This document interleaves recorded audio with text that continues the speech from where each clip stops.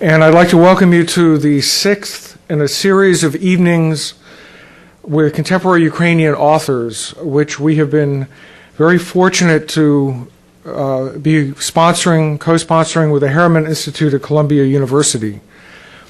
Previous participants in the series have been Andrei Kurkov, Taras Chubai, Mariana Savka, Viktor Neborek, and Andrei Bondar. As with previous evenings, our speaker tonight, Yuri Andrukhovych, will be appearing at Columbia, and he'll be appearing at Columbia this coming Thursday evening, in case you're in New York and you're so taken with what you hear this evening that you want to rush up to Columbia Thursday night. The purpose of this series has been to put a spotlight on the cultural and intellectual vitality of Ukraine. Each of the authors in their work has something different to say about their own society, something that really can't be discerned from discussions about politics and economics. And we'd like to argue, by putting on the program, we'd like to suggest that they have something perhaps even more profound to say than political scientists and economists might, but we leave that to the audience to decide. I want to thank our colleagues at Columbia University, especially Kathy Nepomushi and Marko Andrejczyk, for their delightful cooperation in this series. It's been a wonderful initiative, and we're hoping that it will continue in the spring. I'd like to note the enthusiastic role played by Lydia Zubitska and Liz Malinkin on the Kennan Institute staff, and to acknowledge that the series, when it started back in January 2008, was an initiative of a longtime Kennan Institute program associate, Renata Harmati. And Renata has moved on, but this program is very much her legacy for all of us. Marko is going to preside, and he will introduce our speaker, Mr. Andrukhovych. I want to say a couple of words about both of them. It'll be very brief. There's a lot of excitement about this evening, and we're all thrilled. And I think members of the Washington Ukrainian community understands why. I think those of you maybe who aren't familiar with the literary scene in Ukraine aren't quite aware of what a treat this is. Mr. Andrukhovych is perhaps better known in Europe than he is here. He's something of a literary star in Europe, for very good reason, as you'll hear in a moment. Marko has been at Columbia. We share a common experience of having earned our PhDs at the University of Toronto. I think you can't go to the University of Toronto without understanding that Ukrainian culture is live and dynamic. And this was the case when I was there in the early 70s and when Marko was there much later. But he is a specialist on contemporary Ukrainian literature. He has a number of, I think, what will be important works on Ukrainian literature since 1990. And he's the best person I can think of to actually host this evening. But before turning the floor over to him, I want to acknowledge Ales Berezhny, who's well known to people in Washington. He's been our interpreter before. As you'll hear, he's an incredibly gifted interpreter, and I think he probably will be challenged to prove that tonight, but that's good. That's not a bad thing, and it's great to have Ales here as well. Before turning the floor over, I'd like to acknowledge the assistance of film producer Olia Anishka and Minister Counselor of the Embassy of Ukraine in the USA, Alexander Alexandrovich, who have also helped make this evening possible. And I want to take this opportunity to thank Ambassador Samshur, who has been very encouraging and supportive of initiatives like this. I think Ukraine is very lucky to have him here representing Ukraine. This event is also, we're very pleased to say, being co-hosted by the Washington Group, an association of Ukrainian American professionals. And before we get started, I'd like to invite the group's president, Andy Behun, to come up and say a few words, and then I'll turn the floor over to Marko. Andy?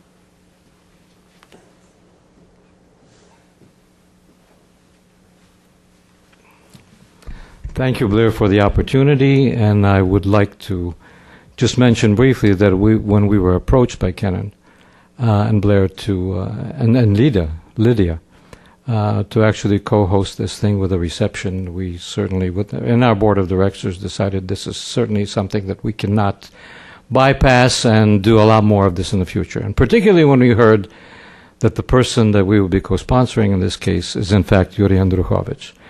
And as a lot of you know, in the Ukrainian American community, we spent quite a bit of time in Ukraine, never had the opportunity, although we have met in the past a lot of Yuri's friends, but never quite met him. And it took him to come to Washington to shake the hand at least, to meet him.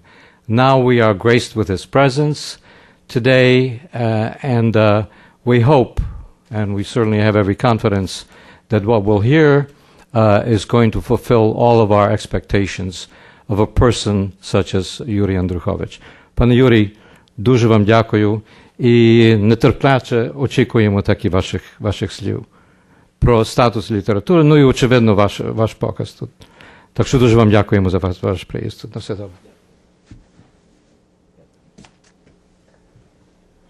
Okay, well, it's time for the evening to begin. Marco, it's all yours.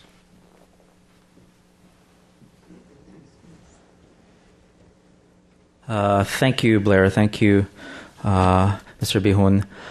It's great to be in Washington again. I was last here in the spring. I see a lot of familiar faces.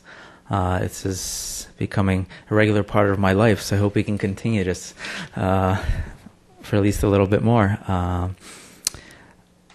I think it's, I mentioned last time, I remember in my introductory remarks, that working with the Kenan Institute and the Ukrainian Studies program at the Harman Institute at Columbia, the series we've put together is now in its third year, and nobody's ever done this before. To put this much effort and obviously financial backing to representing contemporary Ukrainian literature in the United States.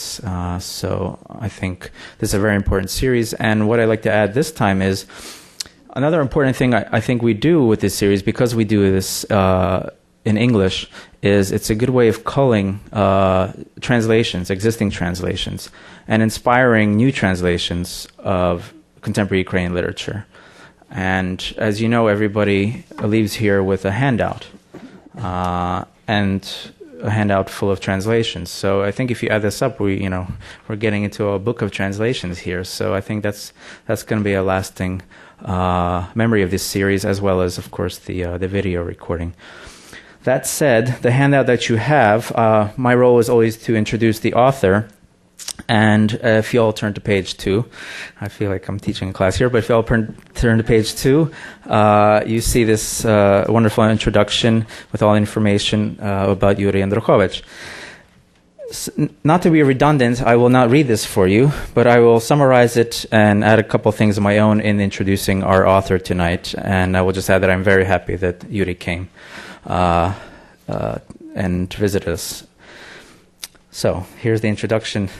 In my words, he's written about skies and squares and about downtown, about exotic birds and plants. He's been performed by Dead Rooster. He's written songs for a Dead Rooster. He's recently recorded an album with Dead Rooster. His novels, Recreations, The Moscoviad, Perversion, 12 Rings, Mystery, they've taken him from his native Subcarpathian city of Ivano-Frankivsk to other charming European urban centers. His essays have disoriented the devil with local cheeses. He has translated the beat poets. He has translated Shakespeare. He has translated Stasiuk.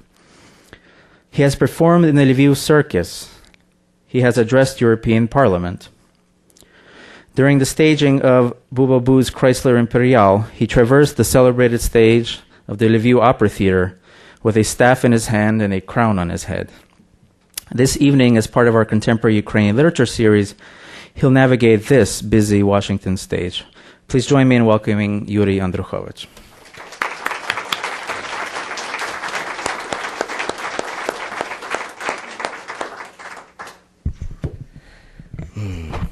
Thank you very much. Good evening, dear ladies and gentlemen. And so I have to say 1,000 times thank you very much for this invitation and for introductions. So I will start now with Ukrainian because we have, as you heard already, we have a very, very gifted and really important person here, Oles Berezhny, who will interpret my Ukrainian into English. Напевно, я почну з того, що назва цієї зустрічі Werwolf Sutra може викликати деякі здивування і запитання, чому саме так назвали ми цей вечір. Perhaps I will start with the title for this evening, which is Werwolf Sutra, and perhaps that may cause some question as to why it's called so. Це трохи складна історія, і, напевно, для початку я просто прочитаю вірш. Він походить зі збірки «Пісні для мертвого півня», і цей вірш саме так називається «Werwolf Sutra». Perhaps I will start reading with the poem, which is part of the collection of poems for the dead rooster, and the name of this poem is The Werewolf. Ще, може, кілька слів про мої стосунки з мертвим півнем. And perhaps a few words about my relationship with the dead rooster. Band. Мертвий півень – це, власне кажучи, назва такого музичного гурту зі Львова, з яким я товаришую, уже десь 20 років. The Dead Rooster is the band from the city of Lviv, and I've been friends with the members of this band for about 20 years already. І впродовж цих 20 років вони створили певну кількість композицій, десь близько 30. And they've written about 30 compositions throughout those 20 years that we've been together. Де вони зверталися до моїх віршів, до моїх текстів. Я ніколи не писав віршів спеціально для них, але вони зверталися до вже готових опублікованих віршів. And so they used my text, my poems. I did not specifically write for them, but they used my poems for their songs. І, щиро кажучи, я ніколи не був особливо задоволений цими піснями. And to be honest with you, I was never quite happy with those songs. В моєму уявленні вони мали бути значно кращими. The way I imagined them, they should have been much better. І я вирішив якимось чином віддячити їм за їхні титанічні зусилля. І десь на початку, на зламі 90-х і 2000-х років почав писати вірші, з яких, на мій погляд, неможливо було зробити пісні. And I wanted to thank them in some way for their titanic efforts that they put. And I wrote at the turn of the century, wrote a number of poems which nobody could turn into songs. І я вирішив їх назвати «Пісні для мертвого півня». And I decided to name them, to title them the songs for the dead rooster. Таким чином, начебто, пожартувавши з ними. Making some sort of a joke. Найсмішніше, що вони відразу записали альбом пісень. The funniest thing is that they wrote an album of songs. Він, здається, навіть вважається найуспішнішим. And perhaps, and I've heard that this is one of their best albums. One of the most successful ones. Єдине, що не вдалося, це назва, тому що вони назвали альбом «Пісні мертвого півня». The only thing that was not successful, in my view, is that the title, because they called it the songs for the dead rooster. No, they called it the songs of dead roosters songs. А вони насправді мали б назвати цей альбом «Пісні для Юрія Андруховича». But they should have been called the songs for Yuri of Yuri Andrukhovych or for Yuri Andrukhovych. Німецькою мовою це називається «Hochsitz». Така дерев'яна будка на підвищенні, звідки краще стріляється по кабанах. Деякі кажуть, ніби по оленях. Але їх так багато, вони всюди, ці маленькі сторожові вежі. Таке враження, що тутешній люд живе виключно полюваннями або мріями про полювання. А ще тут водиться багато лисиць. Одна з них перебігала шосе першого ж вечора. Їм підсипають чогось такого від сказу. Їм уже не вдасться сказитися. А ще ці руїни, ці колишні військові містечка, зарослі хвощами казарми, стрільбище, плац, КТП, КПП, настінні розписи в гімнастичних залах, настінні написи в умивальниках і сральниках. Так і хочеться підняти вказівний палець і повідомити «попіл імперії». Тим часом йдеться про речі значно простіші. О 6 ранку в Москві була 8, їх виганяли з казарм. Потім увесь той ідіотизм з піснями, фіззарядкою, вмиванням, довбання мозгів, прибирання території, розлізли масло сніданку, день до вечора, скільки днів до приказа. Тим часом йдеться про рядових Мухамедярова, Федотова і Перевертня, чиї імена навіки, та не навіки ж, записані на табличках буття разом з номерами їхніх камазів. Федотов був посередині, справа Мухамедяров, по ліву руку Федотова Перевертень. З першими двома все ясно – росіянин, татарин, але той третій – куди з таким прізвищем? Ніхто не любив Перевертня за вроджену хитрість і дурне прізвище. Вони не могли не сміятися з такого прізвища. Він і сам не знав, що воно означає. Але німецькою мовою це буде «Werwolf» з чорним піднебінням, пострах навколишніх сіл і містечок, романтичний герой казок і балад. О, незнищенний, майже безсмертний вовкулако, утікай, поки вони зберуться на тебе облавою, поки приціляться зі своїх дерев'яних веж. Дембель неізбежен, я вірю, ти зможеш, воскресни, стань собою, Перевертню. Дякую. Thank you.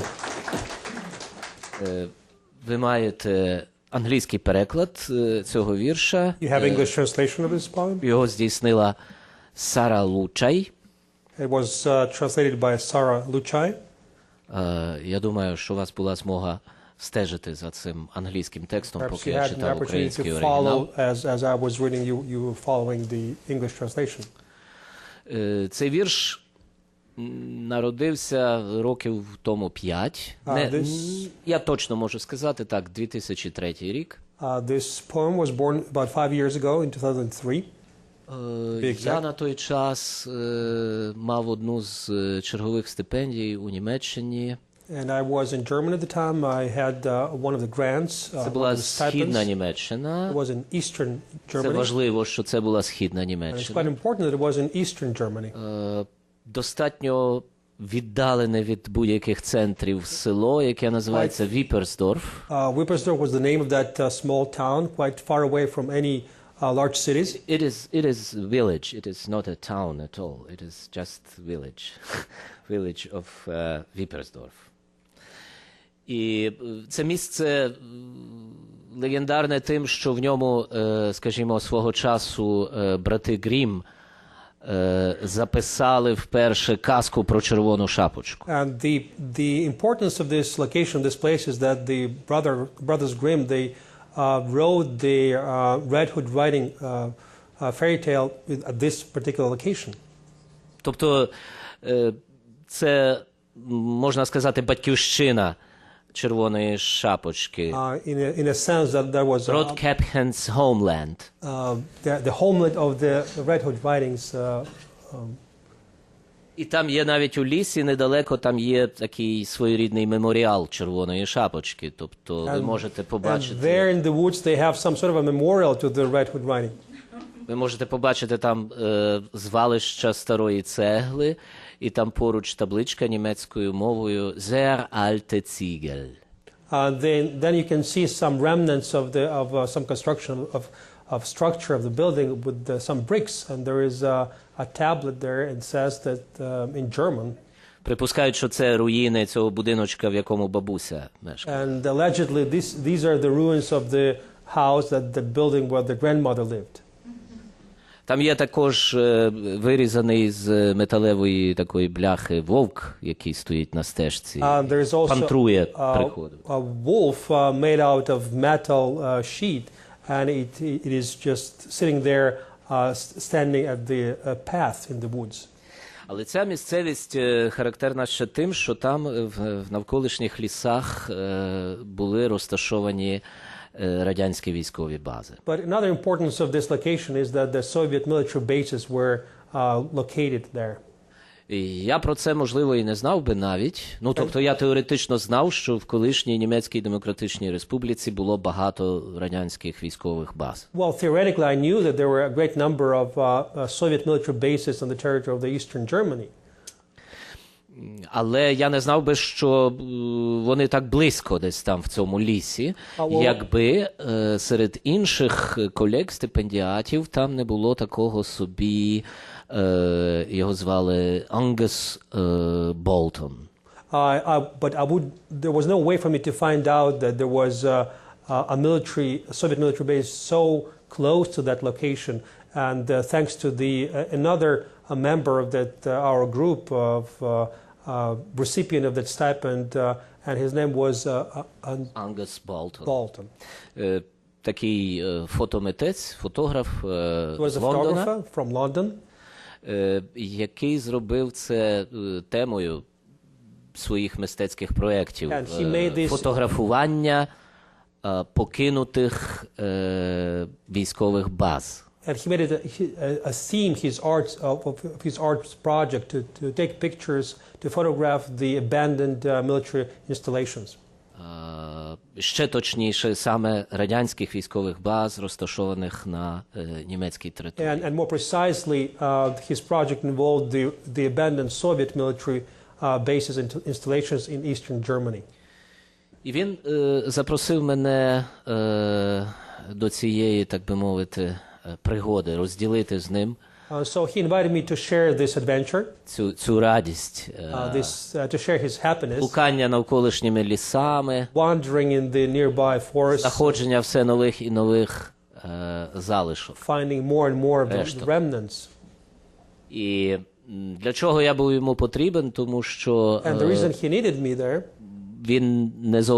він взагалі не володів російською, не міг читати кирилицею. Я був потрібен як той, хто буде перекладати написи. So he couldn't read any Russian, and so he needed me to help him reading those. He couldn't read any Cyrillic alphabet, and so he needed me to help him reading any writing so that he could find there. І ці написи там, це є справжній палімсест, тобто це є нашарування відразу різних змістів і різних призначень, різних функцій. And the text and the writings that we saw there was a combination, a very interesting combination of various texts and meanings, kind of different layers of meanings.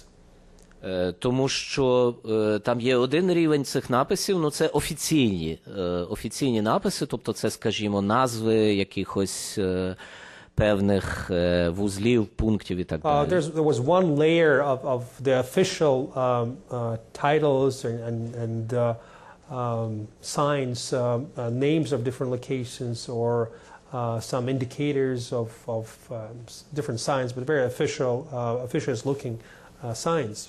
Але також військовий фольклор. But also the military folklore. Так би мовити, нелегальні написи, такий різновид графіті, які залишали після себе солдати. Some kind of a graffiti left by soldiers. І там можна відстежити за цими написами якісь внутрішні стосунки, там можна ще досі прочитати прізвища людей, які там служили 30-40 років тому. People who served there 30 or 40 years ago, you could find there's a certain relationship between the people and their names mentioned there. Ну і ось так, як ви почули в цьому вірші, там 3 прізвища. And you heard 3 different last names in this poem that I've just read. Які трапилися на місці, де стояли їхні військові вантажні машини. Кожне з цих прізвищ – це один із водіїв. And they occurred, we came upon them at the location of each truck, because they were drivers of those trucks. І мені здалося це дуже символічним, це поєднання 3 прізвищ, тобто посередині водій, якого звали Федотов. And it seemed to me very symbolic there, right in the smack in the middle there was a driver with last name Fedotov.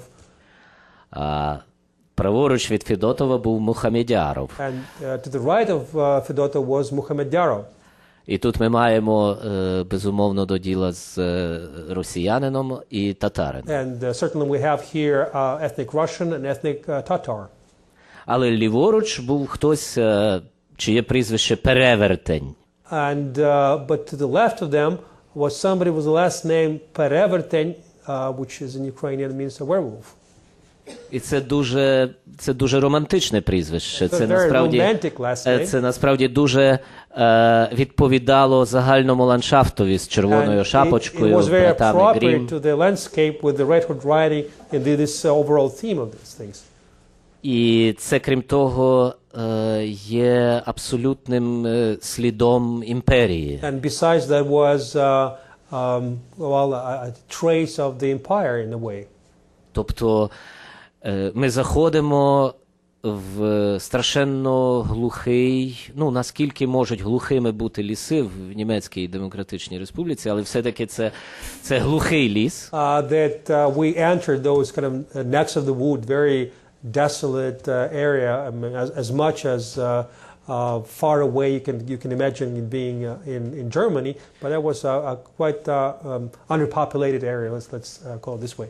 Це справжні лісові хащі, і там на дні цих хащів ми знаходимо раптом сліди присутності чогось зовсім іншого, якоїсь армії, яка колись, можна сказати, завоювала, підкорила цю землю, а зараз від неї залишилися тільки якісь такі зігнилі рештки будівель і чиїсь прізвища. So at the bottom of this wild forest, chaotic forest, you can find only traces and again remnants of the empire, of the army, of the soldiers who conquered and occupied this territory a long time ago. And among those remnants, you could find the names of those soldiers.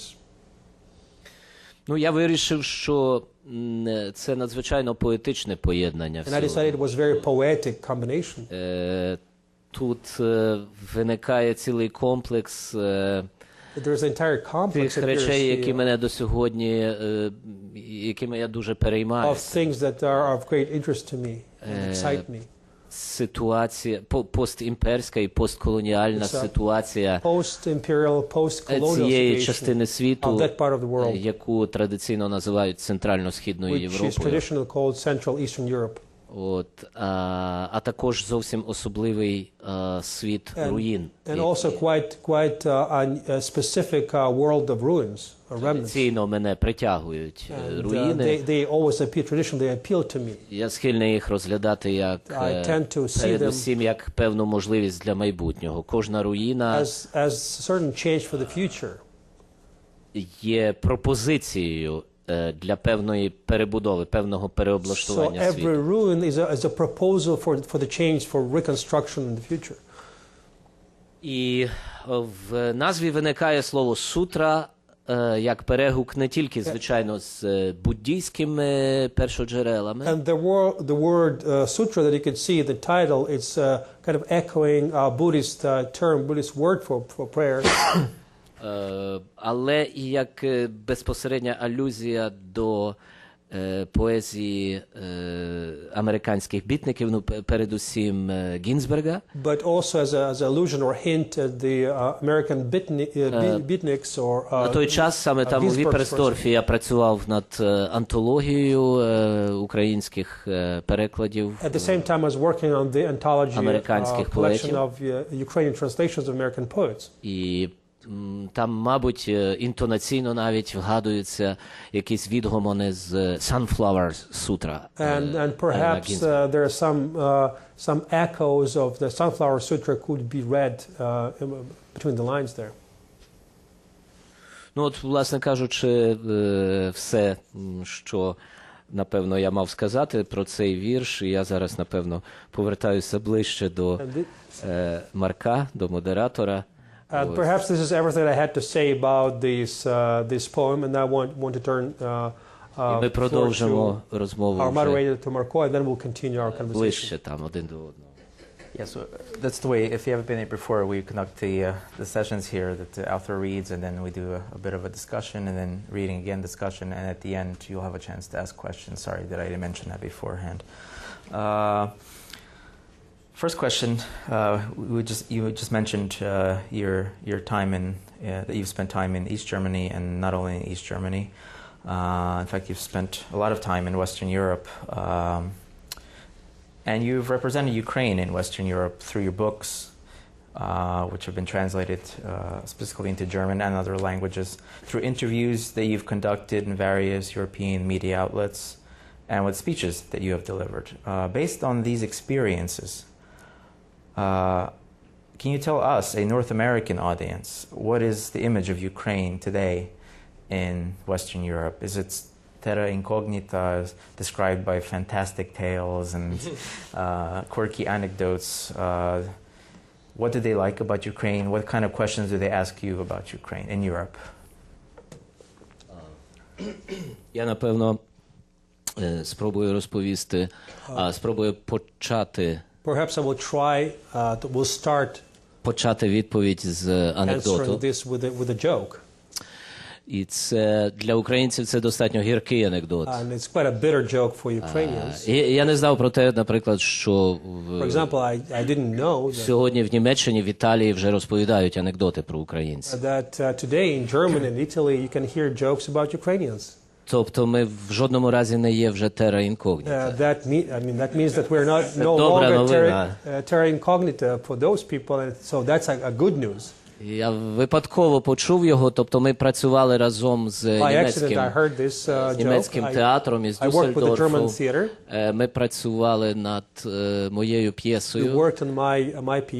Вона називається «Нелегал Орфейський». And the title of this piece is the illegal Orpheus. Yes. Нелегал Орфейський є така п'єса, написана за мотивами роману «Перверзія». Ми ще перейдемо до нього. On the basis of the perversion novel, and I will talk about it as well. І там виникає священик, отець Антоніо дель Кампо, такий начебто венеційський католицький священик. Reverend Antonio del Campo, he is a Venetian Catholic priest. Який в розмові з героєм з'ясовує, що той походить з України. І отець Антоніо дель Кампо каже: «О, тепер я вже Україна!» А ти знаєш, що робить німець у борделі? And he asked him, do you know what does a German do in a bordello? Macht Liebe. А що робить італієць? And what does Italian do? Аморе. Але що робить українець у борделі? How about Ukraine? What does a Ukrainian do in a bordello? Шукає там свою жінку. He's looking for his wife. Це, власне, викликало досить таку болісну реакцію з залу, коли Well, and the reaction of the audience was quite painful. коли ми цю п'єсу показували в Києві на сцені Молодого театру. Тобто So when we showed this play in the youth theater in Kyiv, сам спектакль з найпершої хвилини відбувався, він був прийнятий надзвичайно добре. Тобто the публіка reception was very щоразу good. The public was вибухала very оплесками. enthusiastic and they applauded a great deal. Але в цю секунду, коли пролунав цей анекдот, я сидів десь там в першому ряду, я відчув просто потилицею, як тяжко це було сприйнято нашою аудиторією. Але я думаю, існування анекдоту як такого, воно свідчить про якесь певне явище і певний образ, і його неможливо заборонити, його неможливо цензурувати. Тобто треба, по-перше, це прийняти, а по-друге, мабуть, працювати над тим, щоб це змінювати.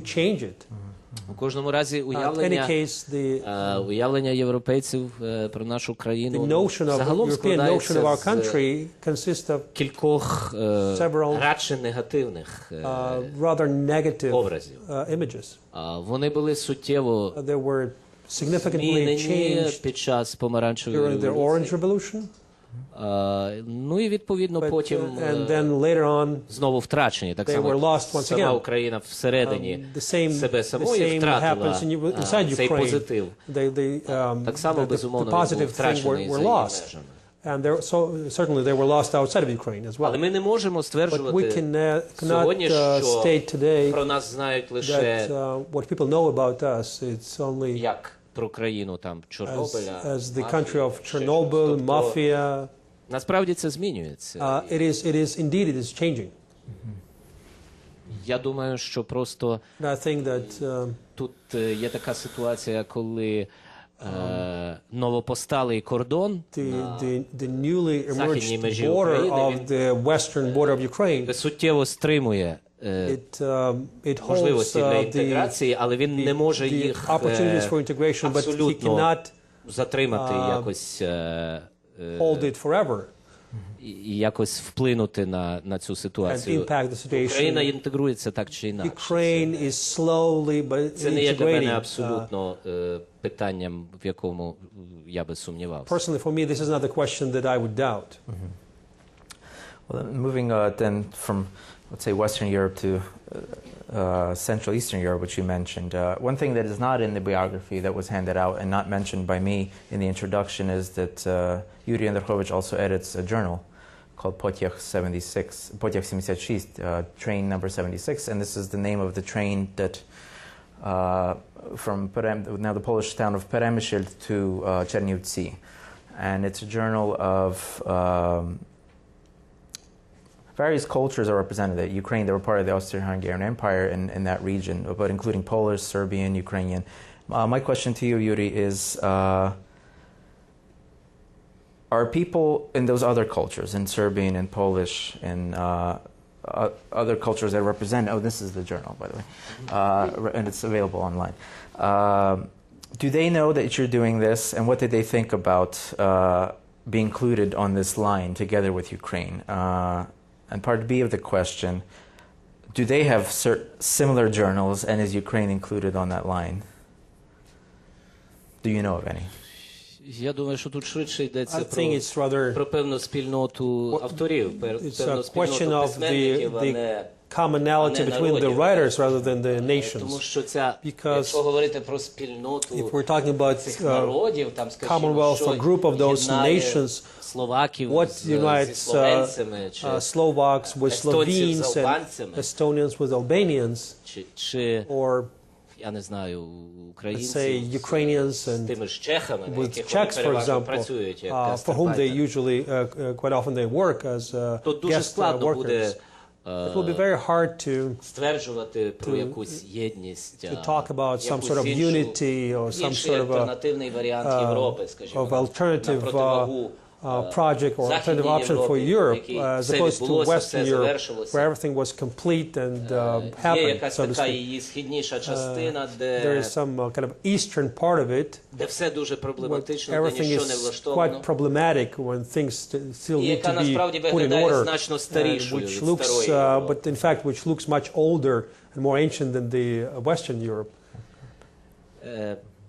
Але якщо говорити про певний культурний проєкт, певний діалог між творчими особистостями в цих країнах, то він є. Я думаю, це не дивно.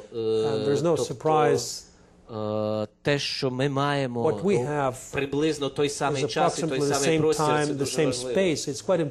І ми насправді перебуваємо зовсім поруч один з одним. В нашому журналі найчастіше виступають majority of the authors are from Poland. І вони створили також наші друзі. They also our friends. They have created створили аналогічне видання a similar publication in Poland with the same title. Де вони найбільше знову ж таки where перекладають once again they translate mostly Ukrainian authors. So it is some sort of a kind of mirroring of our project. Ну, ідеальна ситуація була б, якби в кожній з цих проблематичних країн these problematic countries would have this particular journal being published. At least we would know then that all these languages they use to publish. Quite often these languages are quite far away from each other. Мені як редакторові страшенно складно it's very difficult for me to find translators from Romanian or Hungarian. Про перекладачів з албанської, так? Cannot even dream about translators from Albanian language. В сьогоднішньому світі пишуться абсолютно прекрасні, чудові, цікаві тексти тієї ж албанської мови. Вони не можуть просто не писатися. In any language, including Albanian, they cannot be, but have to be written. Тобто це, можливо, така дещо ідеалістична спроба якось про це дізнаватися і якось ці кордони долати. Знаходити порозуміння через переклад. Okay, thank you. Well, I think we'll return back to Yuri mentioned the novel Perversia, and it's at the end of your handout. We're going to switch the order a little bit here, and Yuri will read a fragment from the novel Perversia. I think it's the last fragment in your handout. Page 13. Yes. Page 13. Yes, thank you. Я мушу теж декілька слів спочатку про це сказати. First, I also have to say a few words. Я сподіваюся, що це будуть справді декілька слів, а не так, як я звик годинами коментувати. Not as I will be commenting for hours and hours. Це лист, буде лист, який начебто написав голова певної фундації. The head of a certain foundation. Його звати Leonardo di Casalegra. His name is Leonardo di Casalegra. Casalegra. Він живе у Венеції. He lives in Venice. Він вічно живе у Венеції. He lives there forever. Casalegra. В кінці роману з'ясується, що він помирає. Ну, це абсолютно виняткова ситуація. Він насправді не мав померти.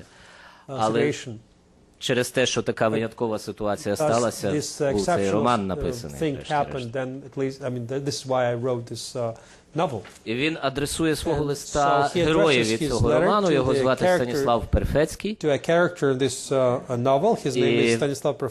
Він походить з Карпат, але живе у Львові.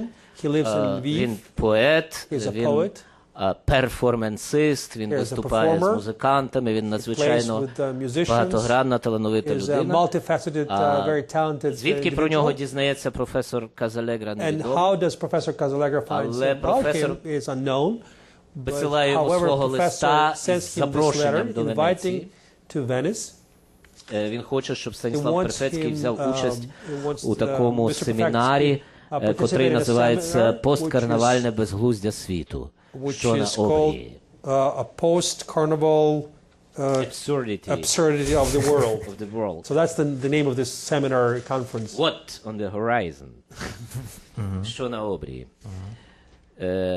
І професор Казалегра пише листа до Перфецького українською мовою, якою насправді не володіє. And so Professor Kazalegra writes this letter in Ukrainian, a language which he does not know. Тобто він використовує 44 словники, So he uses 44 dictionaries. переходячи від однієї знайомої йому мови до наступної.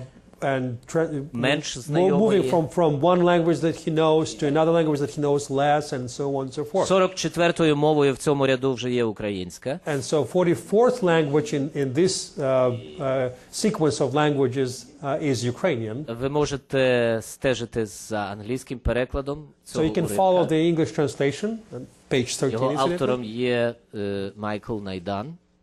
And Michael Naidan translated this excerpt.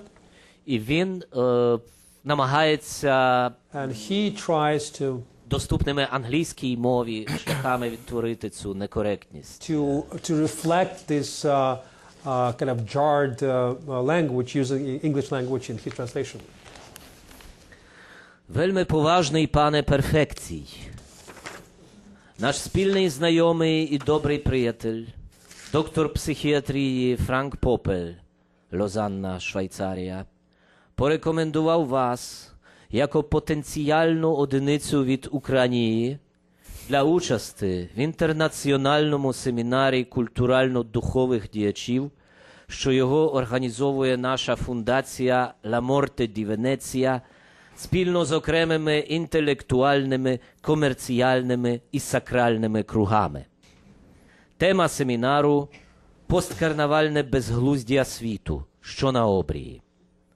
Якщо ви готові є засвідчити вашу заінтересованість у поіменованому вище семінарі, то просимо ухильно прибути до Венеції не пізніше 5 березня РБ і виступити зі словом на одну з окреслених нижче тем. Об'ємність вашого відчиту не мусить перевершувати 7-8 сторін машинопису комп'ютерального. Це може бути тема смерти в українській культурі. Або так само тема любови, еротичного і танатичного, але дотичного до проблематів Європи орієнтальної чи загалом про безглуздя світу. Це може бути ваш вгляд у феміністичне і маскуліністичне або в посткомуністичне.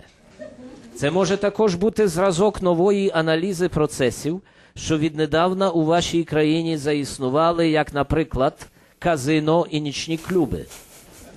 Або так само розкривання суті української менталіти на тлі деяких інших відомих світові. Це може також бути певний магічний, чи також деміургічний, або навіть і хірургічний акт, який свідчить про теперішнє безглуздя світу. Також це може бути все, що запропонуєте ви, люб'язний пане Перфекцій. Якщо, наприклад, ви захочете оповістити про українські ядерні зброї, то це буде чудово. Або так само ви можете захотіти щось нам повідомити про Достоєвського, Горький, Булгакова, Сахарова та інших ваших письменників. Це буде окей. Як і, наприклад, ваше жадання міркувати про школи і течії в українському гарному митецтві, або і в політиці, як, наприклад, націоналізм. Зрештою, ми будемо навіть заінтересовані почути від вас відчит про цьогорічну епідемію холери в Україні. Ну, сьогодні він би написав уже про свинячий грип, напевно. Вашою сталою супровідницею та допоміжницею буде ласкава пані Ада Цитрина, колаборантка нашої фундації, через тіло якої оце вам запрошення подаємо. Організатори побирають на себе всі ваші витрати, забезпечують вам готель і постель, щоденні дієти, дегустації, гігієни та медицинську санітарію. Що більше, гарантуємо вам за ваш реферат винагороду сумою в 1 мільйон лір італійських. Пане Перфекцій, ми з нетерпимістю чекаємо на вас. Як кажуть у вашій вітчині, добром пожалуйста.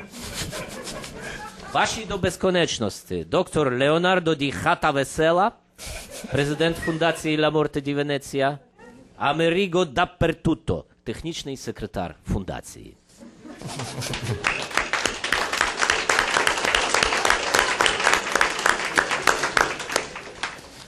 Thank you, Yuri. That was wonderful.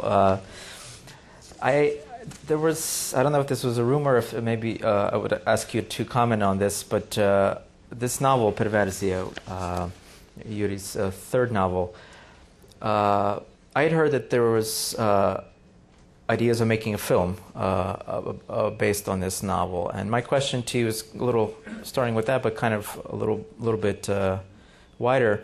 What kind of presence, if any, does contemporary Ukrainian literature have in everyday life in Ukraine? Is it present on TV, in movies, popular magazines? Is Potyakh handed out on the train, Potyakh 76, as you give your ticket? What novel do you think would make? We would like to have it. Власне кажучи, це In fact, виникло як дуже комерційний проєкт. it came up as a very commercial idea of a project. Укрзалізниця And we hope закупить у that нас Ukrainian railways would buy this, усі наклади цього. all the copies of this publication.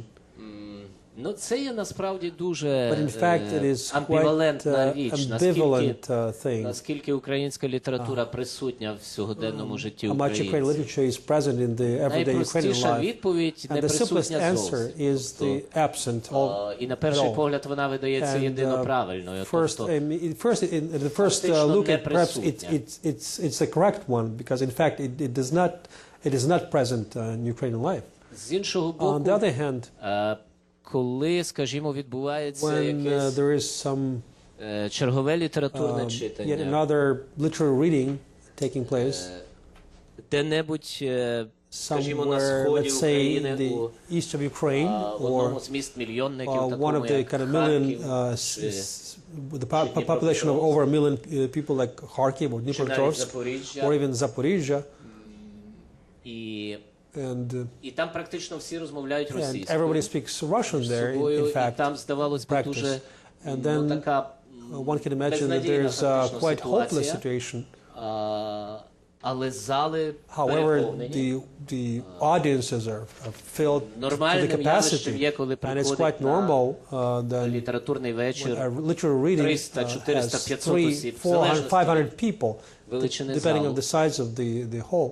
І вони сприймають зі страшенним And ентузіазмом. they're extremely enthusiastic about Те, this що лунає such event, зі what сцени, they вони hear так from the наче, stage. наче грають якусь спільну гру з It цими seems that авторами. they're playing a common game together with the authors. Я не знаю, як багато I з don't них know після цього how many купують of them книжки. Це Buy books теж afterwards. недосліджена тема. This has not been researched. There's no study about that. Тобто продаж книжок The sales українських of авторів books by Ukrainian authors перебуває фактично в тіні. is in the shadows. Ми реально In ніхто fact, з нас не знає, And скільки really, які наклади. in reality, nobody скільки knows книжок what kind of how many copies are being sold. Це вже інший бік проблеми. That's another side of this problem. Це пояснюється такою не зовсім якби It can be explained by чесною діяльністю наших the видавців. not very sincere, not very honest way of doing business by our publishers. Українські видавці переважно Ukrainian приховують від publishers своїх авторів predominantly справжні they кількості hide the проданих книжок. actual sales of the books. От. Але в кожному разі But in any rate, можна говорити про we can якийсь talk about безпосередній some контакт із читачами, який direct contact відбувається with ось, readers, which takes place під час цих during those літературних вечорів. literary readings. І можна бачити очі And цих one can see людей, the eyes of those people, спілкуватися, і communicate with them, тоді якось так мимоволі виростаєш у власних and очах. then Тобто, you somehow grow in your own eyes, тобі in здається, your own о, perception, and it все-таки- seems them, yes, все-таки тебе знають that indeed і people do know you, люблять те, що ти do пишеш. like what you write. Щодо присутності в медіях, то це And with regard to достатньо media presence, теж then така this is амбівалентна річ. also Тобто quite an я зауважив ambivalent певні thing. I noticed certain tidal waves, Але останні роки у нас high tides, відбуваються low tides. під знаком But recent years, what we've seen цілковитого диктату under the sign of the всього, що пов'язано виключно з політикою. Dictatorship of everything to do with the politics. В дуже вузькому In a сенсі very політики. narrow sense of politics. Тому що літературний процес Because також має стосунок до політики, це теж literary life досить also has something політичне to do явище. with the political life, and it's also quite political in its existence. Але політика в However, наших медіах присутня в дуже politics завуженому and вигляді. political life in our media страшенно is very примітивному narrow, вигляді is extremely якихось primitive. Стосунків між Certain relationship безпосередніми between політичними the гравцями, political партійними actor, діячами і так далі. the party members, etc. І я думаю, це And I теж think this це вже достатньо, так би мовити, набридло суспільству. People got quite tired of all this. The society is fed up with this. Я досить часто отримав Quite такий often час, коли я отримав запрошення I на was політичні invited. There was ток-шоу at the на political різних talk shows українських at телеканалах. various TV channels in Ukraine. Я завжди And відмовляв. I Тому, always refused. по-перше, треба First of all, їхати потягом one has 14 to годин до Києва. spend 14 hours on a train to get to Kiev, Для того, щоб потім so that later on to десь одного разу на 3 секунди for 3 seconds з'явитися в to телекамері. appear on a monitor on TV screen. Тому що переважно формат цих шоу Because the format of those talk shows це сварка кількох is політиків. usually a fight between the А на several тлі цієї politicians. сварки сидять якісь And the знані в backdrop суспільстві of люди, яких this показують. fighting О, between the politicians, you have some faces І цей recognized там by the був. society, and the people say, "Aha, this person was there." So that цей gives some також там certain. сидів. Я навіть не сказав ані слова, але чомусь він там сидів. That Його person там- didn't utter a word, but then he was sitting there, and he was there on the TV screen for 3 seconds. Я можу оцінювати десь за can- тим, як, скажімо, I can give certain впізнають estimate, чи не впізнають люди evaluate мене на as whether вулиці. people do Це може recognize теж or don't бути recognize якимось me in the street, but показником, it наскільки may українська але чи це may присутня signify українська certain things, література, я не but whether знаю. it's a presence Насправді, of Ukrainian literature може in просто бути Ukrainian присутнє life, ім'я, яке стало, як нас perhaps кажуть, a брендом. name is present there, what we call a brand name, Я, наприклад, which became brand, rather. ніколи досі ще не відмовляв I have never declined so far тим зустрічним людям, які зненацька десь to впізнають мене і passersby просять who would run into me in з ними the street and сфотографуватися. ask to stand and take a Але я picture останнім with them. часом починаю But підозрювати, as що for це єдине, що їх цікавить. Їх I start suspecting this is the only thing that they're interested in, just to take a picture with Їх, me. власне кажучи, не цікавить They're те, що я пишу. not interested in what I'm writing. У цьому сенсі ми дуже схожі на Мексику. In that sense, we're very similar to Mexico. Я був у грудні минулого року в Мексиці, Last там December, I was in Mexico. велетенське книжкове свято у There was a Гвадалахарі, huge book fair in Guadalajara. де приходять, ну десь так само, як в Україні, We're тобто very similar to Ukraine. You приходять have 500-600 осіб на літературний 600 вечір, individuals come літературну to зустріч. the literary І цей event. автор починає And the собі authors уявляти, ого, це ж сьогодні, напевно, Imagines that не perhaps менше кількох сотень моїх at least книжок a буде couple тут of hundred продано. books that would be sold. Але насправді But in fact, усі 500 приходять тільки, All щоб разом з автором 500 сфотографуватися. come just to take a picture together with the author. Я думаю, що в зв'язку з цим So I ми не think, будемо торкатися we will такої not теми, touch як upon such роль things as літератури the role of literature в суспільних in перетвореннях. the societal transformation. It's interesting what you mentioned about the brand. I remember before the previous presidential elections in Ukraine, I was checking out very often the Viktor Yanukovych's website. I was just curious what kind of information was there about the candidate, and it was a response to a letter about Viktor Yanukovych's approach to Ukrainian culture, what he thinks about contemporary culture, and he mentions that he enjoys reading the novels of Oksana Zabushko, if you can believe that. So it was interesting that somebody in the camp has said that you need to name drop her name. This is, of course, ridiculous, of course. But, well, I have one final question before we move on to Yuri. I'll read an excerpt from his second novel, Moscoviad. And the novels we're reading today, the prose that is, because the poem is from a recent work, are three of Yuri's novels have been translated to English. And on the last page of the handout, you have information about that. And translations always come out later, of course, than the works. And since Yuri's put out 2 prose works that have not yet been translated. So my question, looking back, Moscoviad, I believe, was written in 1992. Looking back at some of the characters, or even earlier, your first novel, Recreations, looking back at some of the characters now, would this be 18 years later, who of those characters, let's say for Recreations, you think could be running for president of Ukraine today? Would it be Bielinkevich? Is Stach Profetsky? Do any Ukrainians, are they invited to Venice after the whole fiasco with Profetsky? How would you see writing then and now? Is this the way you would have imagined? Я думаю, що Well, I think that characters власне герой Московіади, of Moscoviad, мав Otto якийсь von F, had надзвичайно some цікавий політичний проєкт для very України. interesting Ukrainian project for Ukraine. Він вирішив He підтримати decided to support українського the монарха. Ukrainian monarch. Будь-яка президентська And республіка any presidential в republic Україні, in мабуть, приречена на Ukraine невдачу. perhaps is destined or doomed to fail. Насправді ми повинні In об'єднати fact, свої we зусилля have to unite our efforts навколо перетворення України в монархію. to turn Ukraine into a monarchy. Отто фон Еф So знайшов Otto von F такого персонажа. finds Це such a character.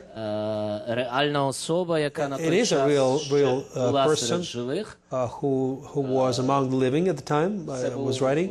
генерал іспанських збройних There сил. was a general in the Spanish armed І forces. водночас спадкоємець At the same українського time, королівського престолу. He could trace his Олелько II, genealogy to the Ukrainian Руки throne. Рюрикович. Olelko II of Rurik. Це досить туманна взагалі історія з цим It's very кожному разі ambiguous story. він помер так і не повернувшися на And київський. so he died without returning to the Kievan throne. Власне кажучи, So in fact, його ідея про власне about, королівство з роками якось kingdom, змінювалася. Тобто в момент, коли я писав went Московіаду, through certain він transformation. претендував And so виключно by the тільки time I на was український трон. Moscoviad, Всередині he was 90-х років він pretending, заявив claiming on також the Ukrainian throne. свої династійні And later права on, he claimed his сербський трон. dynasty Сербії. claims for the kingdom of Serbia as well. Ну і це ще ми могли якось витримати. And Тобто, so we could somehow tolerate that. якась така проблематична держава, Some яка складалась problematic з України і country that would Сербії. consist of Ukraine and Хоча трохи Serbia. страшно уявити собі Even таке though поєднання. to a certain degree just awful to imagine such Але a коли він під country. кінець життя But заявив when ще й towards the end of свої his life, права на російський трон, claimed that he had rights for the Russian throne. це стало вже абсурдом. That became an Тобто, absurdity. ми стільки зусиль We- доклали до того, щоб we вийти зі складу Росії, а тут з'являється we король, put so many який efforts знову хоче нас в неї затягнути. for Так? Тому Ukraine що, to get бачите, out from йому under замало Russia, цих володінь. and then there is some king comes who would take us back into Russia because there was not enough territory for him. Ну, власне, я думаю, що це був такий вдалий перехід до того, щоб And читати I з think it was a Московіади. nice transition to read now an excerpt from Moscoviad. Герой Московіади, який A character from Moscoviad, знову ж таки є so поетом, once again is a poet український поет, який The Ukrainian poet навчається в Москві. who studies at Moscow, І мимоволі, а може ні, мимоволі я б не сказав, але він стає свідком and he becomes останніх тижнів he becomes a witness of Радянської the імперії. last several weeks of the Soviet Empire. І він переживає свої And якісь so досить he lives драматичні through карколомні his пригоди. dramatic adventures, this center of empire which ceases to exist and ceases to function and is collapsing. І він періодично апелює до цього Once in a далекого while he appeals to that міфічного very distant mythical king, Лелка II. Lelko II. Він складає подумки And до нього свої so листи. he thinks up his messages to him, his letters to that king. Не надто серйоз сприймає цю He doesn't take it too seriously, though. Він для нього радше якийсь такий For him, he is rather a comic and distant person to talk to. Але в цьому останньому But листі then він, his last letter, який я збираюся which I'm going прочитати, to read for you now, він зненацька стає suddenly серйозним. he becomes serious. Ділиться з королем And so Олеком he якимись shares, своїми, ну якщо не if геополітичним, not geopolitical, then at least, геополітичними or rather уявленнями geopoetic visions про облаштування цього as to світу. how to settle this country.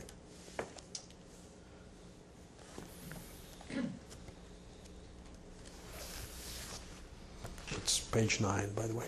Площа Київського вокзалу, ваша королівська милосте, була затоплена. Цілоденний дощ, який не вщухав ні на хвилину, спричинився до великого виверження вод. Ущент забиті піском, попелом, трояндами, паперами, голубиним пір'ям, масками, мертвими щурами та іншим непотребом каналізаційні стоки не приймали вже нічого. Всесвітній потоп робився дедалі очевиднішим. Москва переставала існувати. Видершися з метро, я опинився майже по пояс у чорних дощових водах. Тримаючись на поверхні лише завдяки волі і своїй торбезі, я сяк-так догріб до перонів. Бо я пам'ятаю про існування 41-го поїзда. Він вирушає з Москви близько 12-ї ночі. За кілька хвилин 12-та. Він вирушає з Москви, аби прибути до Києва. Усе, що зміг я запропонувати провідникові, це обважнілого напівживого сома, який невідомо звідки взявся у мене в торбі і невідомо, що в ній робив. Здається, мені подарували його на якомусь представницькому зібранні. Таким чином я отримав свою законну третю полицю. Але ви все одно не відаєте, що це таке, ваша величавосте, в загальному вагоні. Розстелив на згаданій третій полиці свій плащ і останнім зусиллям пропхав бідне, знемічніле тіло своє у вузеньку продухвину поміж стелею вагону і полицею. Тут я лежатиму, певно, аж до Києва, ховаючись від ревізорів, контрабандистів та прикордонників. Тут я нарешті заснув. Це сталося, як тільки рушив поїзд. І це триває досі. Бо я страшенно хворий, ваша ясносте. Маю шалену гарячку, від якої губи вкриються на ранок лишаями. Розпухле коліно маю, певно, десь танцював і послизнувся. Маю безліч алкоголю у крові, більше, ніж самої крові. До того ж маю кулю в черепі. Недалі як годину тому я, здається, покінчив із собою, пустивши собі в голову кулю з пістолета якоїсь радянської системи, мабуть, Макарова.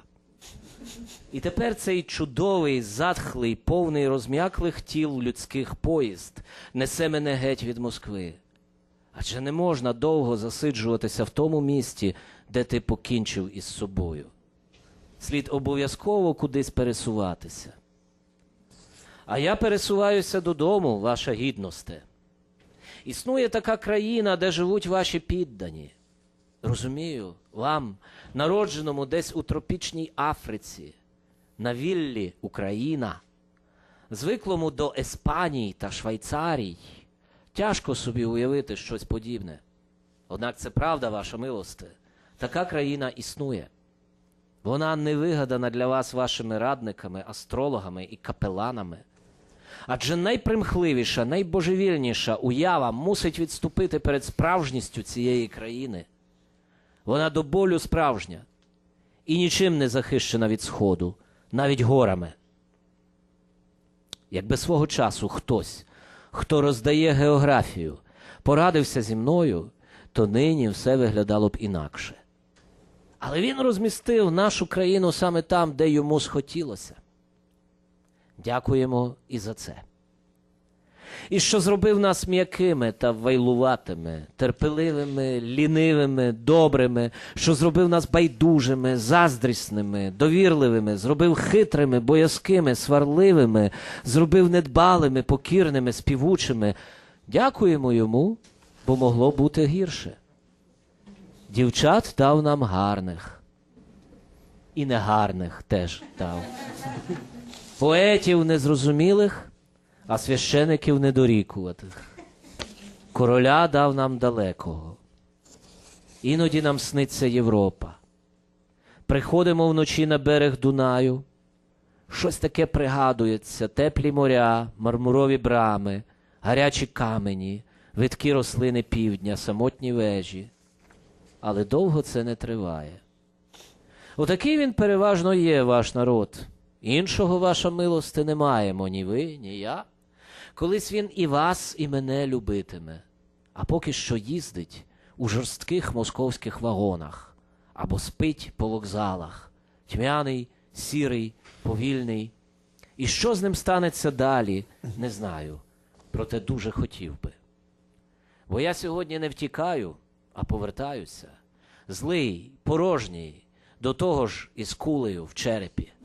На дідька мене комусь треба, теж не знаю. Знаю лишень, що тепер майже всі ми такі. І залишається нам найпереконливіша з надій, заповідана славними предками. Якось воно буде. Головне дожити до завтра, дотягнути до станції Київ і не злетіти к бісовій матері з цієї полиці, на якій завершую свою невдалу довколосвітню подорож.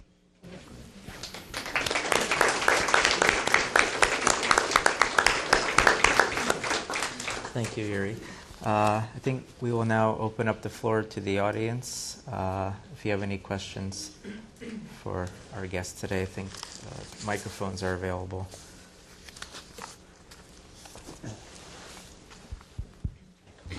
Yes. Any questions for Yuri Andrukhovych? Yes, front row. Yes. My name is Bogdan Pachiniak. I recently read a essay by you in a recent issue of Potyag 76, in which you, I think it's titled "I'm a Patriotic Cosmopolitan," and I personally identified very much with your perspective, and I liked the essay very much. And then later we had I'm a sociologist by education, and so from my studies I constantly thought about does it conflict the cosmopolitanism with patriotism, and later we had a discussion with a friend of mine, well, an acquaintance of mine, and I was defending the notion that you could be a patriotic cosmopolitan, and it's something that could exist, and it's not a contradiction of terms, and he was saying, well, meaning you, he has to say that because if he wants his books to sell in Europe, he has to claim he's a cosmopolitan. And, so I said, well, you know, and he doesn't even maybe realize how these things affect subconsciously. Maybe he believes that, but it's you know. And I claimed, I promised to ask you this question and to get your comment on this issue, although I told him that I think that somebody who's a writer and self-conscious would be aware of how these things affect his perspective. Anyway, that's one question, just to get your comment. And the second question is sort of a general one. I know you mentioned that you're working on a new book currently. Any other future projects, anything you can share or would like to share? Thank you. Добре, то може без мікрофону, так, бо все одно переклад буде чути. Я думаю, що...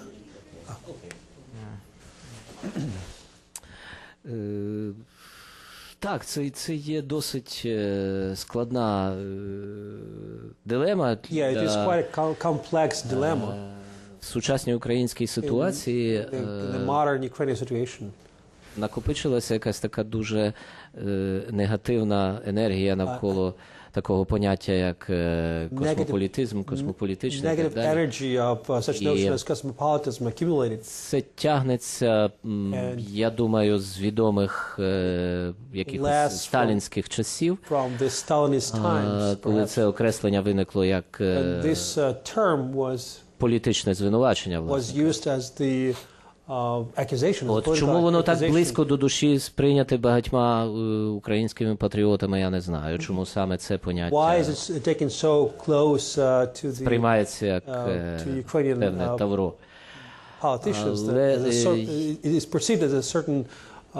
Власне, коли я конструюю такі окреслення, як патріотичний космополітизм, я намагаюся в якийсь спосіб через гумор, через сміх деконструювати ці стереотипи. Я не зовсім сприймаю традиційне розуміння патріотизму і так само не сприймаю традиційне розуміння космополітизму. Для того, щоб створити якусь нову якість для обидвох цих понять, їх найкраще поєднати. В будь-якому разі я космополітично розумію як передусім певну емоційну здатність, не інтелектуальну, а саме душевну здатність, внутрішню здатність кожного з нас прийняти щось інше, прийняти щось, вживемо таке слово «чуже», хоча насправді на цьому світі чужого просто немає. Але якщо ми умовно ділимо на своє і чуже цей світ, то здатність це чуже сприйняти і пережити як абсолютно своє. От і все. І тут немає ніякої загрози для цього свого. Воно все одно не похитнеться. І, власне кажучи, Тарас Шевченко був, мабуть, першим патріотичним космополітом українським, тому що він закликав і чужого навчатися, і свого навчатися. Цілком афористичну формулу для того. А друге запитання про якісь нові плани. Я, власне, майже притул наблизився до середини такої майбутньої книжки. Я маю надію, що вона десь через рік побачить світ. Це буде, ось тут присутній мій приятель Дональд Бергер. Donald Berger, a friend of mine, is present here, and we spoke a great deal about it. Останні 10 місяців разом провели в Берліні. We spent together in Там я Berlin, почав писати цю книжку. and this is where I started writing this book. І це і Дон, можливо, тут єдина людина в цій аудиторії, який вже найбільше текстів з неї знає. Виступав вже в Берліні з читаннями цієї. Це така своєрідна має бути енциклопедія, але дуже інтимна енциклопедія. Енциклопедія міст, які я в різні часи на різний спосіб якось переживав. Тобто, де зі мною щось відбувалося, або я думав, що зі мною щось відбувається. І таких міст буде в цій книжці 111. Про кожне зі 111 міст буде якась історія. Про деякі з них буде дуже багато історій. Там є міста, такі блокбастери. Як Київ, або Берлін, або Москва, або Львів. Це міста, про які будуть великі за обсягом тексти, щось як маленька повість або великий есей. Але там виникають також міста, про які, скажімо, тільки 2 або 3 речення. Ну, оскільки мені треба було, скажімо, власне, вся композиція диктується абеткою, диктується порядком. Мені потрібен був якийсь гарний початок, так? good start, good Я beginning. починаю з And I start швейцарського with міста Аарау. Воно the назва Swiss city of Aarau. І що можна про Аарау написати? And what can you write about the city of Aarau in Того, Switzerland? що вона починається на два А. That it starts with two letters A. Дивним чином, якщо ця книжка буде перекладатися and, іншими мовами, там, if де happens абетка that this book was латинська, going to то be вона буде translated починатися швейцарським містом і into буде foreign закінчуватися languages, Цюріхом, який теж It will Швейцар. start with a Swiss city that starts with A, and it will end with another Swiss city that ends with Z, Zurich. Мене вже навіть запитували, чи ця моя енциклопедія, вона тільки про швейцарські And міста. somebody already asked me whether this encyclopedia include only Swiss cities. Це була б, звичайно, катастрофа. It якби would have це been a catastrophe, of course, енциклопедія if швейцарських міст. encyclopedia of Swiss cities. Мені доводиться там трохи хитрувати з And абеткою. I have to Тому що є, creative скажімо, with the alphabet a little bit. виявилося, що є неймовірна Because кількість there's a great міст number на of літеру cities Б. with that Найбільше start with міст у letter світі B. на Б. The greatest number of cities start with letter B. Задано, не знаю, Бабілоном, не знаю And чим. perhaps Babylon Але ми можемо gave trend for будувати this. географічно на мапі світу, ми можемо будувати цілі so осі, і на цих You can осях draw розташовані міста, і всі вони на Б. you can draw lines on the map, and you can see how many of them start with letter B on Тому серед цих міст the мені map of the доводилося world. якусь певну селекцію So I had робити. to Тобто не всі select вони, among those. навіть якщо я в них побував, не Even всі though потрапляли до I've книжки. been to many of them, they couldn't Тому get що into the book. треба знайти місце I для had to інших find, літер, place, room for other letters. як, скажімо, Let's say, за всього мого бажання я не можу знайти no matter місце, how much яке I би wanted, I починалося couldn't м'яким find знаком. city that starts with the soft sign, a letter of the Ukrainian alphabet. Це єдина літера, для This якої, is the для only якої letter виняток. that I made an exception. Але, скажімо, є в українській мові літера «и». But there is a Ukrainian letter I. І я після дуже довгих пошуків я After знайшов єдиний варіант. Boris searches, I found the only Десь option. в Якутії Somewhere є in поселення, яке Yakutia. називається Іникчанський. Yeah, there is a place, a settlement called Inikchansk. Я не захотів туди їхати. I didn't want to go there. Був дуже радий дізнатися, що це насправді не місто. I was very happy to find out it was, in fact, Селище not a міського типу town, є таке. but there's a official definition. Administratively, it's a settlement of this township's type, Urban. urban. Urban type. Так. І я знайшов, врешті-решт, я дуже щасливий, що мені підказали And I was very happy шведське that місто Істат. I was then given. Somebody told me about the Swedish city of Ystad. Якщо ви знаєте, є така If you популярна happen to серія know, there is a popular series детективних of романів whodunit novels, the detective Гейнінга novels, Менкеля, шведського автора. of a Вони Swedish діються Swedish в author, Істаді, і там and є they all take place in головний the герой, це city. такий поліційний Істан, and комісар, the main який з одного character is роману в the- інший переходить, його звати the- комісар Валандер. And Commissar Valanda, he's the chief of the police of that little town. Відповідно, коли я відвідав це місто, Once I Істад, visited that city, тому що принцип мій такий, що я не можу the написати principle про that I had місто, is якщо I я в ньому couldn't не write побував. Тобто мені треба without поїхати. visiting this. I had to visit there. І я весь час сподівався зустріти там And I Валандера. was hoping to meet that police chief Valander.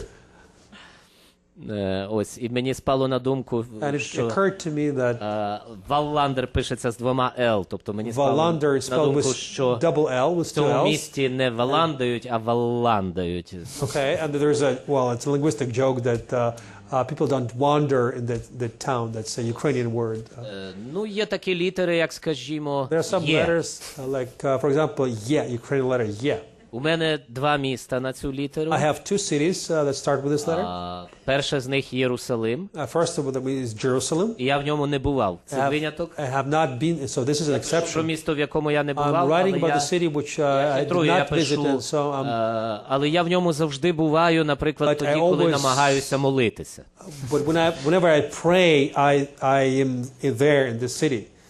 А іншим містом на «є» Another city, the other city that starts with the letter є yeah, місто, Єнакієве, в Yanakiyevo, якому народився Віктор Федорович Янукович. a birthplace of Viktor Yanukovych. І мене дуже бавить не кожен з цих міст, Amazed, зокрема, а not саме by їхнє each поєднання. particular city, but their combination. Єрусалим і Єнакієв. Jerusalem and Yanakiyevo, their combination really, Це поруч, насправді. they're nearby. В українському In алфавіті це Ukrainian поруч. alphabet, they're next to each other. Тобто оці можливості So зіграти these з простором і possibilities to часом, play і з with літерами time and видаються space мені and страшенно letters цікавими. seem to be extremely interesting to me. Але коли я первинний But, свій план складав, перелік міст, When I я drafting буду my first писати, я plan ще as to the cities, я не бачив перед the list собою of cities, I didn't як see слід латинської абетки. didn't see the Latin alphabet clearly at Зараз я the time. зіткнувся з проблемами, коли мені потрібно знайти місто на X. I have the dilemma that I have, or challenge I have, is to find the city that starts with letter X. Я вже знайшов місто на Q. I found the city that starts with Це Q. могло бути Кіто. Could have been наприклад, Quito. або це міг бути Квебек, Could have напевно. been Quebec City. В північній Італії є In поруч northern два міста Italy, супутники. there Одне are two називається kind of twin Квінта, а друге Кварта. Quinta Quarta, that's two cities in northern Italy. Але я вибрав у Німеччині Кведлінбург. But I've chosen a German city, Quedlinburg, Ну і так далі. Тобто and so on. це насправді дуже складно окреслити, In що fact, it's very hard to собою define будуть являти ці тексти. what Це, will these як я вже texts казав, are іноді going це to be. якийсь So as I said, it's sometimes розгорнутий it's going to есей, be a very іноді detailed essay. іноді це анекдот, Sometimes it's a joke. іноді це може бути як Sometimes поема в it's прозі. maybe a poem in prose. Наразі мені But дуже this цікаво над time цим працювати далі. I'm very much interested in work, Тепер continuing я work. мав би ще сказати, чи буде, Then I have чи буде в цій книжці Вашингтон. And then I have to tell you whether this book Поки що його will в ній have не було. Washington.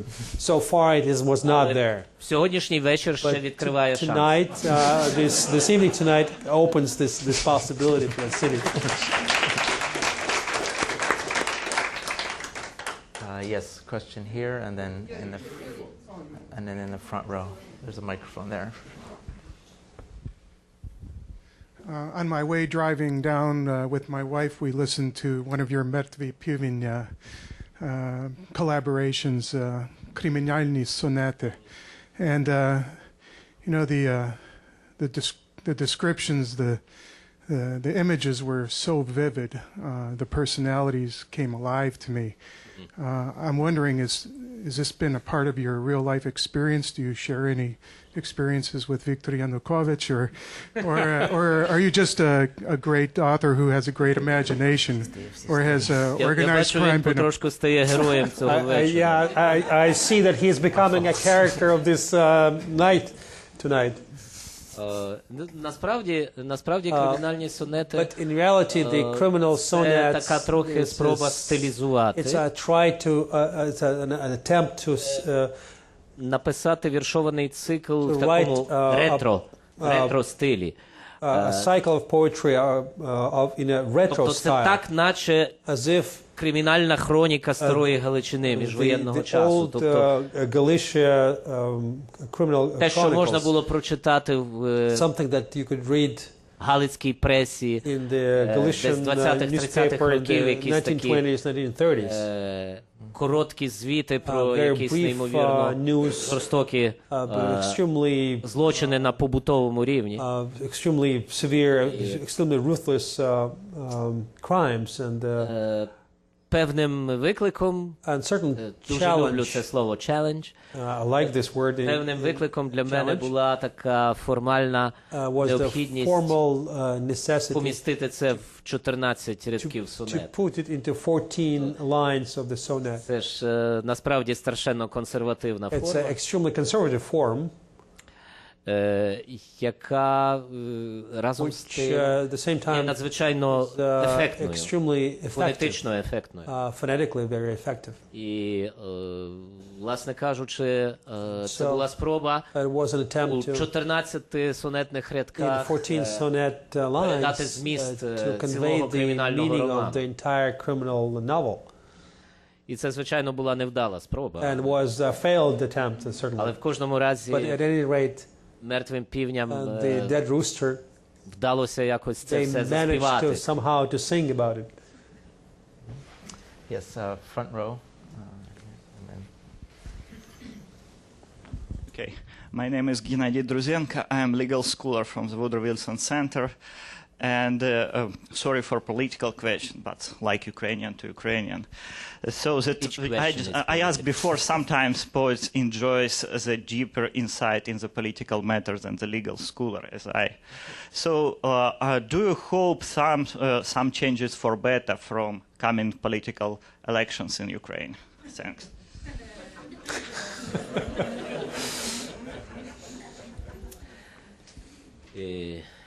Ну, це знову ж таки тут напрошується цитата з Шевченка. From Shevchenko. У нього десь є таке написано: «Добра не жди сподіваної волі». Don't expect anything good coming. Різниця тут тільки в тому, що цієї волі ніхто не сподівається. So that nobody is really expecting anything. Не така вона вже і сподівана. Я думаю, що ми на порозі певної зміни до гіршого, яка насправді змінить усе на краще.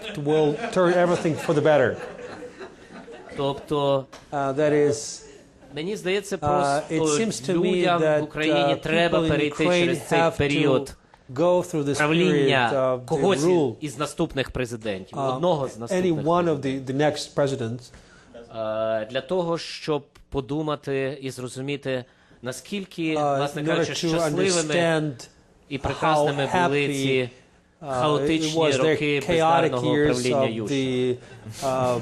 Наскільки добре нам, власне кажучи, було в його роки. Я думаю, що з українцями складно в тому сенсі, що їхня громадянська мужність, їхня громадянська активність з'являється лише від зв'язку із тим, коли їм справді вже починають наступати ногами на гору.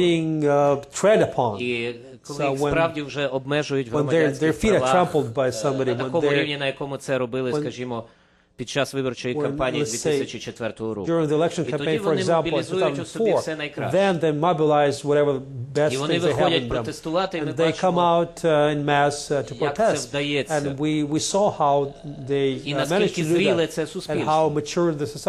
А потім, коли воно вдається, знову всі, я не хочу говорити вони, ми, і покидаємо політиків на самих себе. Політики залишені на самих себе без громадянського контролю, без впливу, розбещуються абсолютно. Момент. Вони апріорі розбещені.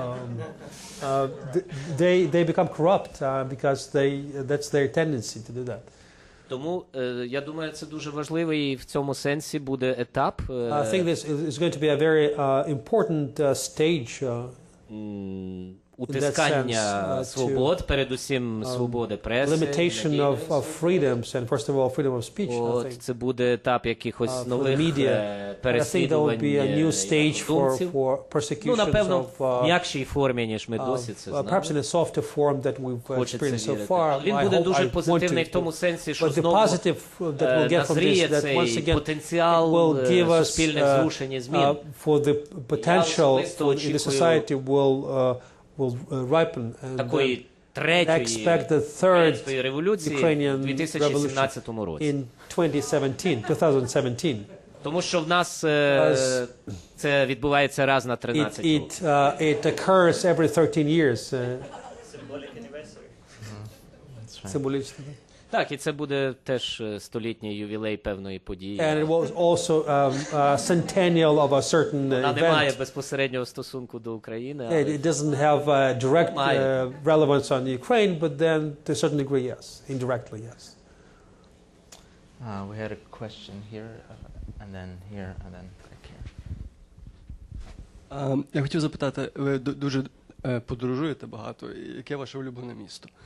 I'd like to ask you about you travel a lot, and what's your favorite city? Або місто, яке ви називаєте домом, куди ви повертаєтесь завжди і так далі. А друге, що стосовно української літератури, я задам так само, як тема конференції, що на обрії. And then the second question is the similar, kind of echoing the conference for which one of the characters was going, is what's new in the Ukrainian literature. Ну, ви не з Івано-Франківська? Aren't you from Ivano-Frankivsk? I'm from Lviv, yes. From the city of Lviv. Тому що я найохочіше повертаюся до Івано-Франківська. Ну, I'm very happy to return to Ivano-Frankivsk. Народився і до сьогодні там живу, але I happened to be born there and to live there. Від певного часу я почав повторювати, що друге таке місто на світі, де я міг би жити, це Берлін. Останні роки якось в мене минули між Берліном і Франківськом. Власне, я двічі жив у Берліні, якісь такі, провів там довші відтинки часу. Я не можу сказати, що це якийсь такий, що це особливо якесь таке красиве місто, чи що воно може приваблювати якимись своїми там культурними нашаруваннями, пам'ятками. Воно навпаки, воно достатньо таке поверхове, але воно дуже легке. І воно, на мій погляд, ще до сьогодні відкритим залишається. Тобто те, що в ньому 20 років тому повалили певний мур, це, мабуть, залишило якийсь знак на цьому місці, який є страшенно відкритим щодо чужих, щодо прибульців, пришельців. Я знаю дуже багатьох людей з різних країн, навіть з різних континентів, вже можу сказати. Скажімо, одна з останніх зустрічей в Берліні, одна з останніх знайомств був аргентинський композитор, який приїхав туди на творчу стипендію на 3 місяці, він залишився там назавжди. В Берліні дуже часто, хто приїжджає на місяць або 2, це особливо стосується людей мистецтва. І залишаються там назавжди. І там не потрібно вивчати німецьку навіть для того, щоб там залишитися і жити. І він мотивував, наприклад, тим, що це єдине місто на світі, де він може чути абсолютну тишу. Тобто там десь в Аргентині, де він народився, там нон-стоп 24 години на добу, щось відбувалося, якийсь дзвін, якийсь рух, якась вібрація. І він утік звідти для того, щоб у тиші написати якусь свою найважливішу річ. І, на мій погляд, він дуже невдало вибрав Нью-Йорк для цього. І тепер після Нью-Йорку десь у Берліні він почув абсолютну тишу. Я думаю, це тільки в порівнянні з Нью-Йорком. Насправді не така вже вона абсолютна, ця тиша.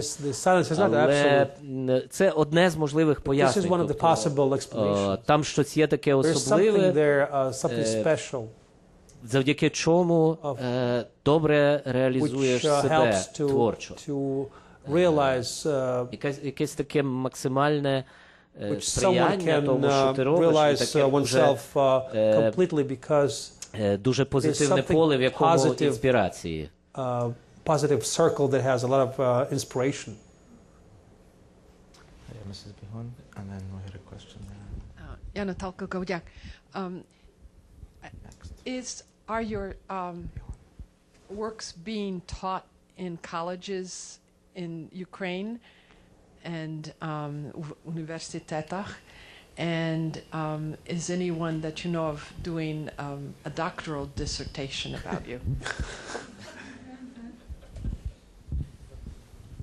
Я думаю, що так. Ну, я спеціально просто цим не цікавлюся, але іноді specifically interested in that, but once in a while із докторантів просто знаходить мене, PhD candidate looks for me, finds me, contacts me directly.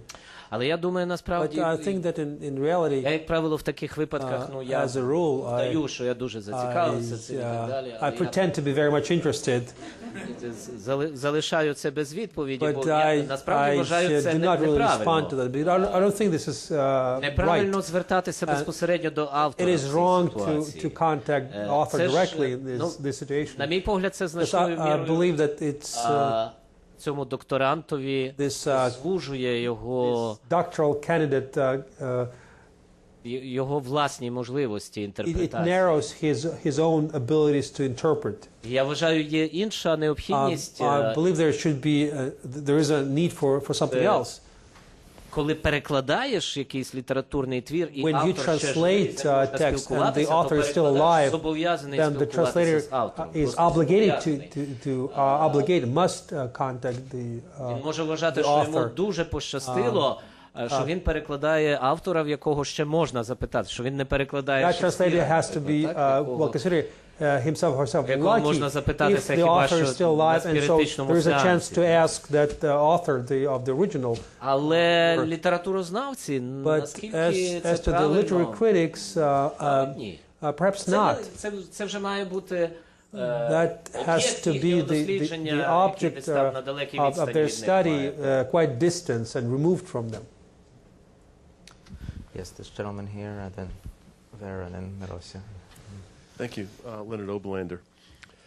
As I'm sitting here listening and appreciating this so much, it's reminding me of something that I feel about particularly your readings. And what it reminds me of is, to some degree, Bertolt Brecht and the theater in the writings from 50s and 60s. Mm-hmm. And I'm wondering if this is simply a projection of mine or whether there's some appreciation that you have had for him that has maybe influenced your thinking and your style. Mm-hmm. Thank you. Це був до певної міри такий It was to a certain degree етап, такий a період, certain який stage, certain period. тривало декілька It років. lasted for several years.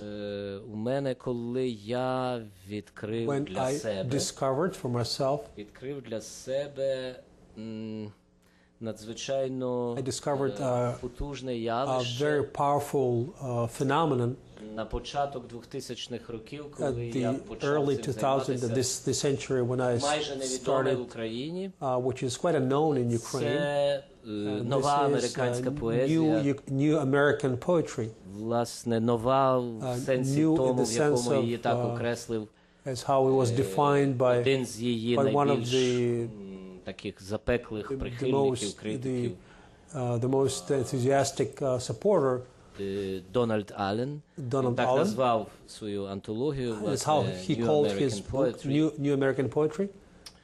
І це були не тільки It was not only представники representatives біту, of власне, з beatniks, усіх шкіл, з усіх from all напрямків. schools and all Бітники ще groups. були якось більш-менш знані Beatniks в were, нас. to a certain degree, they were known in Ukraine. Переважно через російські Once переклади, again, не через through their translations in Russian, Але not through Ukrainian я translations. відкрив для себе But I завдяки discovered, полякам.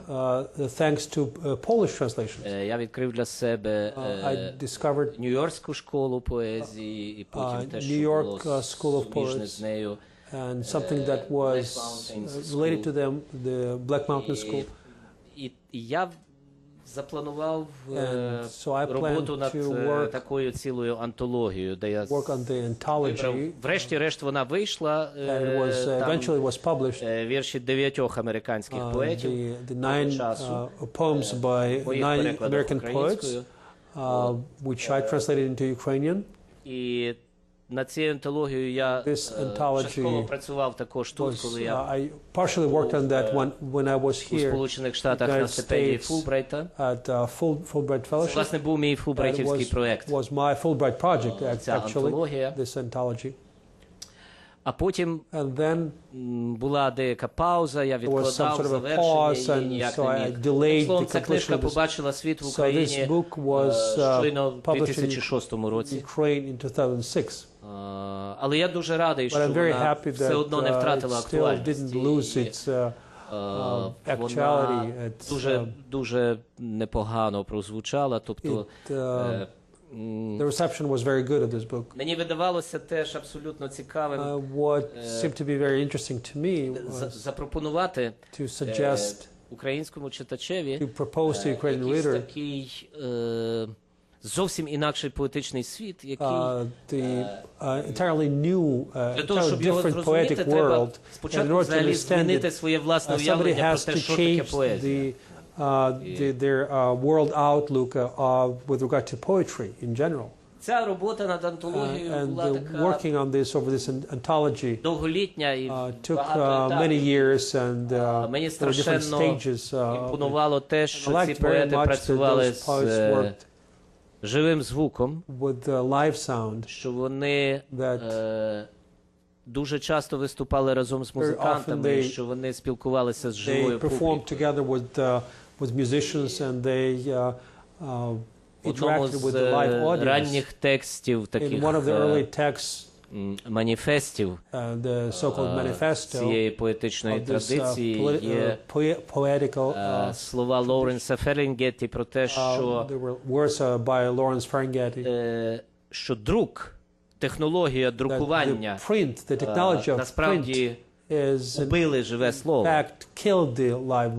Тобто через їхнє, через посередництво цих поетів, на той час ще молодих поетів, мовлене слово, spoken word, повертається до якихось витоків того, чим була поезія на самому початку.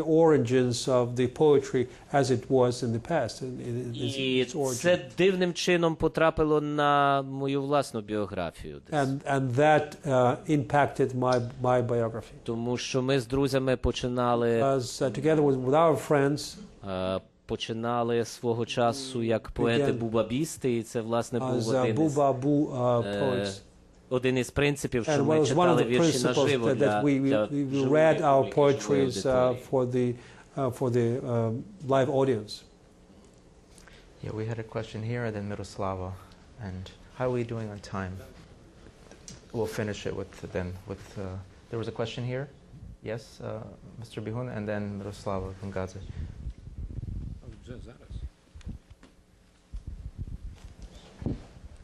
Якщо можна, я хочу повернутися до того, що ви щойно сказали, тобто то живе слово і та жива аудиторія, яка є. I'd like to return to what you've just said about the spoken word or live audience. Чи тут спричинює власне оце, що ви раніше згадували, що чисельність учасників тих літературних вечорів, де би то не було, чи в Харкові, чи в Запоріжжю, чи то притягає, ну, спершу молодь, але навіть не молодь, таких старших, як я, наприклад. Чи це є такий попитний елемент того, що потрібно тому даному слухачеві чи читачеві? Краще це замість писане то слово, яке поки що ще нема грошей закупити попросту. Чи ви бачите розвиток цього на майбутнє? А якщо так, в Україні, особливо в Україні, де, в яких середовищах найкраще це розвивається? The live audience. Do you want to summarize, or do you want me? Or do you want me to summarize this? Yes, just summarize. Oh, sure. I'm just simply asking that the live word, both from the standpoint of the giver, meaning the poet, and the consumer, meaning the live audience that's there, is that the reason, the preference for that? Is that the reason why there is quite a live audience in Ukraine, as he had mentioned earlier, in cities like Kharkiv and Zaporizhzhia, etc.? And is that something? Where is it thriving mostly in Ukraine? In what cities and what localities? Ну, я думаю, що це дуже I think this is a very типова ситуація, коли переважна більшість цієї публіки – це молоді. The audience are very young people. Це студенти, я думаю. They're students, I think. Досить цікаве явище взагалі, що серед молоді в Україні загалом зростає якби така тенденція власного творення якихось літературних текстів. У нас насправді авторів стає дедалі більше. Їх, безумовно, вже більше, ніж читачів.